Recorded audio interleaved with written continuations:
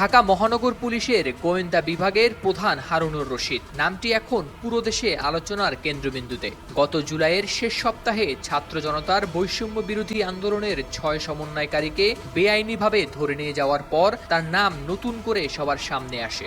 আন্দোলনকারীদের দিয়ে আন্দোলন প্রত্যাহারের ঘোষণা দিতে বাধ্য করে তিনি দেশজুড়ে ব্যাপক সমালোচনার মুখে পড়েন। এরপর থেকেই হারুনুর রশিদ চূড়ান্তভাবে বিতর্কিত হয়ে ওঠেন। এই বিতর্ককে ঠান্ডা করতে তৎকালীন সরকার ১ আগস্ট তাকে ডিবির দায়িত্ব থেকে সরিয়ে ডিএমপির ক্রাইম অ্যান্ড অপারেশনস শাখায় পদায়ন করে। কিন্তু ২ আগস্টের পর থেকে হারুনুর রশিদের কোনো খোঁজ পাওয়া যাচ্ছিল না। তবে ৫ আগস্ট ছাত্র জনতার গণ অভ্যুত্থানে শেখ হাসিনা সরকার পতনের পর অন্তত ৫৭ জন ঊর্ধ্বতন পুলিশ কর্মকর্তা পলাতক হন এবং তাদের মধ্যে সবচেয়ে আলোচিত নাম এই হারুনুর রশিদ।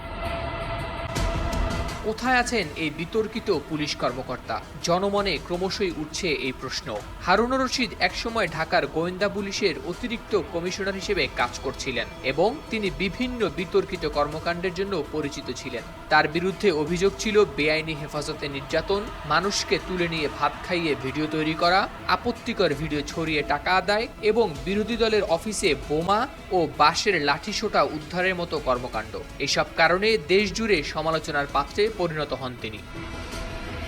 ৫ আগস্টের সেই উত্তাল দিনে ছাত্র জনতার লং মার্চের সময় হারুনুর রশিদ সহ ঊর্ধ্বতন পুলিশ কর্মকর্তারা সেন্ট্রাল কমান্ড ও কন্ট্রোল ইউনিট থেকে অতিরিক্ত বল প্রয়োগের নির্দেশ দেন। তার আদেশ ছিল যে কোনো মূল্যে আন্দোলন থামাতেই হবে। হাজারো জনতা যখন শহীদ মিনারের দিকে এগিয়ে যাচ্ছিল তখনও তিনি এলোপাথারি গুলি করার নির্দেশ দেন। কিন্তু মাঠে থাকা পুলিশ সদস্যরা এমন কঠোর পদক্ষেপ নিতে অস্বীকৃতি জানান। পরিস্থিতি যখন নিয়ন্ত্রণের বাইরে চলে যায় এবং ছাত্র জনতার ঢল প্রধানমন্ত্রীর কার্যালয়ের দিকে এগিয়ে যায় তখন হতাশ হয়ে পড়েন হারুন। সেন্ট্রাল কমান্ড ও কন্ট্রোল ইউনিটে বসে বারবার বল প্রয়োগের নির্দেশ দিলেও তাতে সফলতা আসেনি, কারণ সেখানকার দায়িত্বরত পুলিশ সদস্যরা কঠোর পদক্ষেপ নিতে রাজি হননি। শেষ পর্যন্ত যখন ছাত্র জনতা গণভবনে প্রবেশ করে তখন হতবাক হয়ে যান হারুন, আর কোনো নির্দেশ তিনি দিতে পারেননি। এই ঘটনার পর হারুনুর রশিদ পলাতক হন। কিছু সূত্রে জানা যায় তিনি প্রাণ ভয়ে পিছু হটে সেন্ট্রাল কমান্ডের পেছনের দেয়াল টপকাতে গিয়ে গুরুতর আঘাত পান এবং এরপর গা ঢাকা দিয়ে থাকেন। জানা যায় ২০০৬ সালে ডিভি লটারিতে তার স্ত্রী আমেরিকার ভিসা পান। সেই বৈধ ভিসায় থাকার সূত্র ধরে হারুন আমেরিকায় পালানোর চেষ্টা করেন। তিনি মার্কিন দূতাবাসেও যোগাযোগ করেন এবং নিরাপদে দেশ ত্যাগ করার নিশ্চয়তা চান। তবে কূটনৈতিক সূত্র জানিয়েছে তার প্রস্তাব নাকচ করে দেয় দূতাবাস।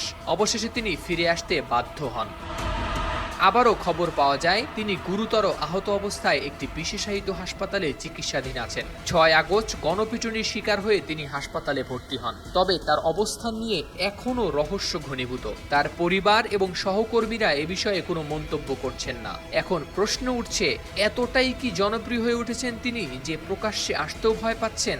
এই ঘটনা প্রবাহ ইঙ্গিত দেয় যে হারুনুর রশিদের ভবিষ্যৎ এখন সম্পূর্ণ অনিশ্চিত। কিভাবে এই বিতর্কিত পুলিশ কর্মকর্তার পরিস্থিতির সমাধান হবে সেটাই এখন দেখার বিষয়। হাওলাদার শামীম, RTV।